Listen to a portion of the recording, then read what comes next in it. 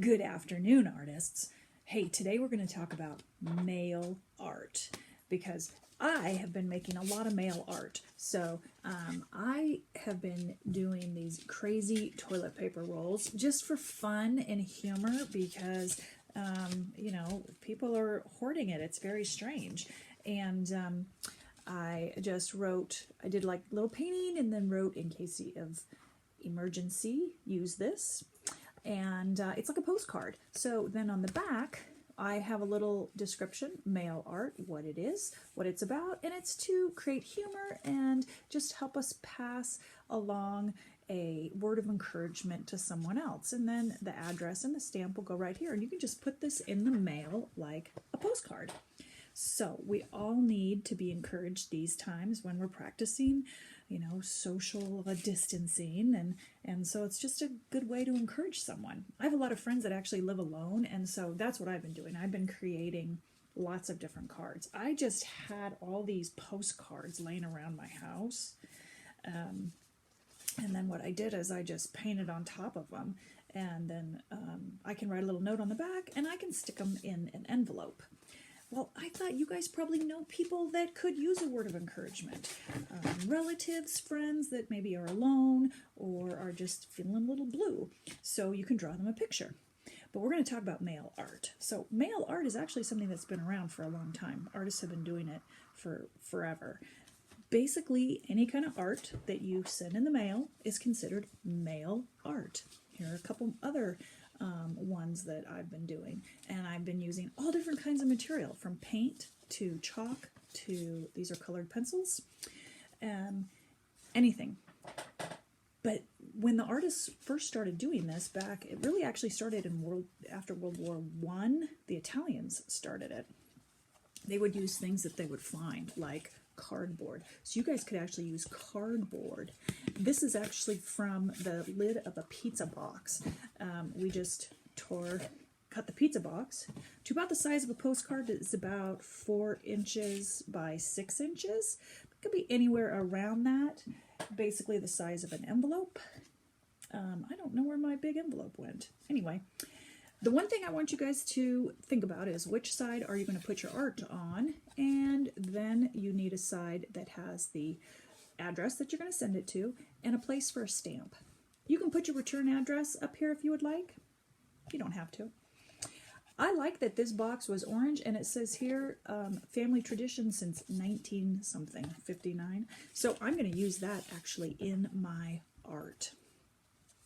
But what you guys can do, because you're obviously not going to be able to paint like I did, or some of you don't have colored pencils or things like that.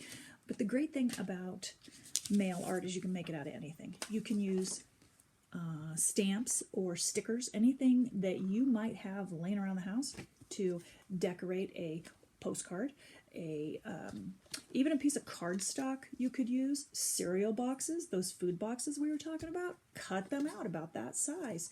You can send that in the mail. So you can use stickers, you can use stamps. I like to actually make my own stamps, but if you have stamps at home like this and a stamp pad, you can definitely use stamps and just stamp all over the card. I like to make my own stamps. Here's how I do it. If you take an old meat tray, wash it really good, and cut, cut the edges off. Then you can cut small pieces out of it. And this is just like the foam in our classroom that we use for printmaking. And then just use a ballpoint pen and draw a design or some patterns. So here is one that I made. I'm just pushing in, it's a flower, and then what you can do, if you don't have a stamp pad, actually my stamp pads are dry, so you can take a water-based marker, color your stamp, and then to make it come off, you're just going to need to put a little bit of water, not a lot, just kind of dampen the surface, and then press it on. You'll get a nice stamp. So that's a great thing to do. You can do a homemade stamp. Another thing that I like to do is collage these. So you can take papers from, I have some old children's books that my kids colored in or scribbled on or tore pages out, and I didn't get rid of them because I like using the illustrations for collage. So you could cut papers out and collage them down. Use magazines. Ask your parents first. I look for big words like this, and then you could cut out the letters. Like this one, I'm going to use the A and the R and the T to write art and glue that down. Scrapbook paper is great to use. If your mom has some scrapbook paper laying around, again, you can cut the shapes out and collage those down. And of course, you can draw on it. So get creative. All right, now that we've talked about some of the materials that you would need, let's get started. I want to encourage you to come up with a theme. So like here, I was just thinking I could send some of these with words like thank you or you matter. A word, that's a great theme. This one, I just thought this is kind of a theme, obviously Star Wars, but about what's going on in our world today. And that's kind of fun. So that might be a good place to start. Think of a theme. Color also. I found these cutouts here and I thought, well, this might make a neat composition with two things here and that. And I like the color, the black and white. And so that again might be a theme. And these are just kind of abstract shapes. So as you're looking through magazines and newspapers, you can find things like that. I actually used wheat paste to glue this down. I wanted to test it because I had shared with you guys that if you don't have a glue stick or wet glue, you can make glue at home. So this was about 2 tablespoons of flour, maybe a teaspoon of salt, just a pinch of salt, and 2 maybe teaspoons of water, warm water, and I just mixed it together. It's a little messy because it gets on your finger, but you could use a Q-tip. But so how I did that was I just took my stamp, put it on the back of the stamp, and then glued it down. And look, it's totally sticking. So that wheat paste totally works as glue. So now if you would do a homemade stamp with a meat tray like we talked about yesterday, you're going to want to get some watercolor markers, or just washable markers is all they are. And I'm going to color my flower, the pink color. So I'm using the fat end, not the tip, to lay the color down. Here's a great thing. It doesn't matter if it dries, if the ink dries, because we're going to dampen the paper to get our stamp on here. So once I get that colored in, I'm going to set it aside. And I just have a bucket of water over here. I'm going to dip 2 fingers in there. I'm going to just lightly damp this part of the paper here, and then put my stamp down. If your paper's too wet, you'll just get a big blur. But if you just dampen it with your finger, rub it, voila, beautiful. There's my stamp. So I wanted to do stamps that way because I think I am going to make this card that says thank you and maybe send it to, I don't know, a worker at a grocery store.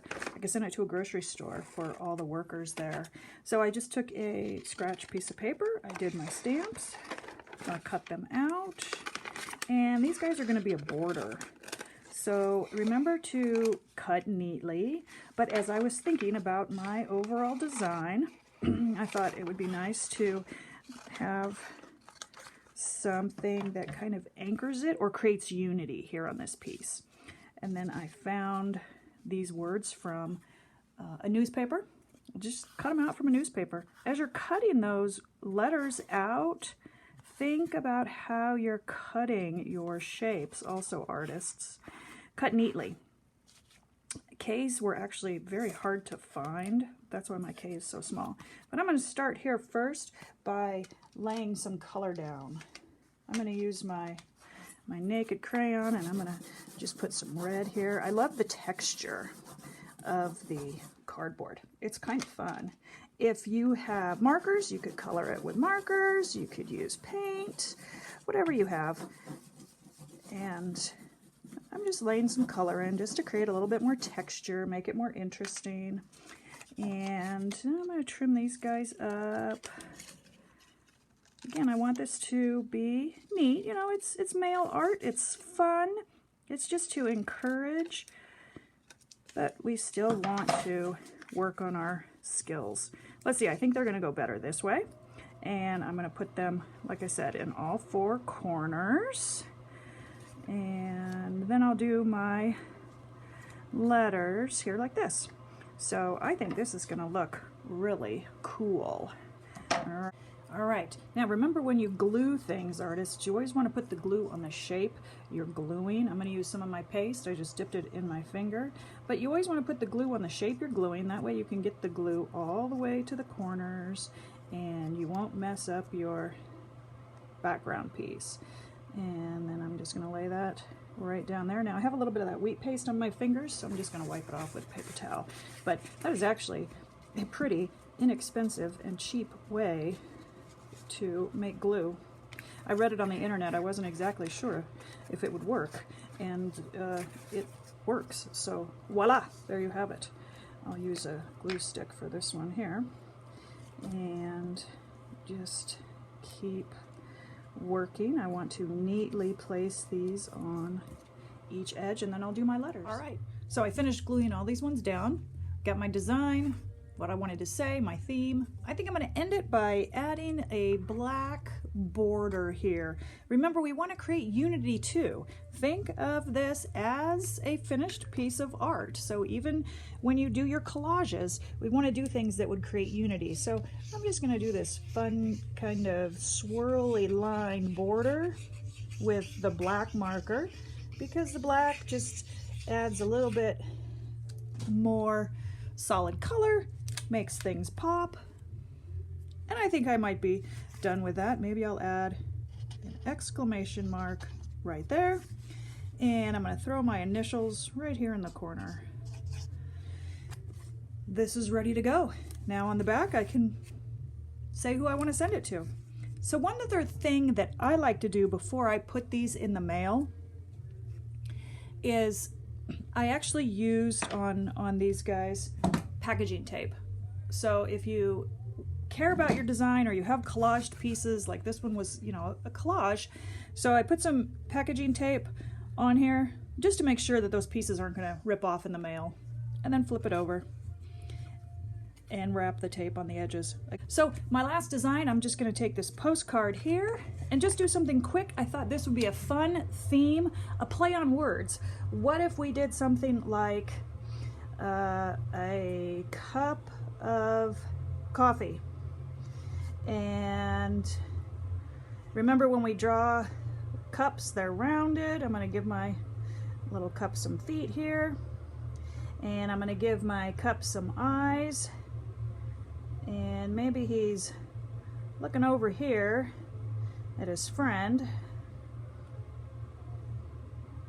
So this is my little cup, and I'll put some coffee here, maybe put some swirls here, and he's gonna say, I like you a latte, because, you know, latte, coffee. Okay, anyway, play on words. That's my theme here. And then over here, I'm gonna have his little friend, the donut, and we'll make his hole his mouth. And again, the donut is round. We want to kind of curve the top of the donut, and then the edges round, come down, and the donut can be saying,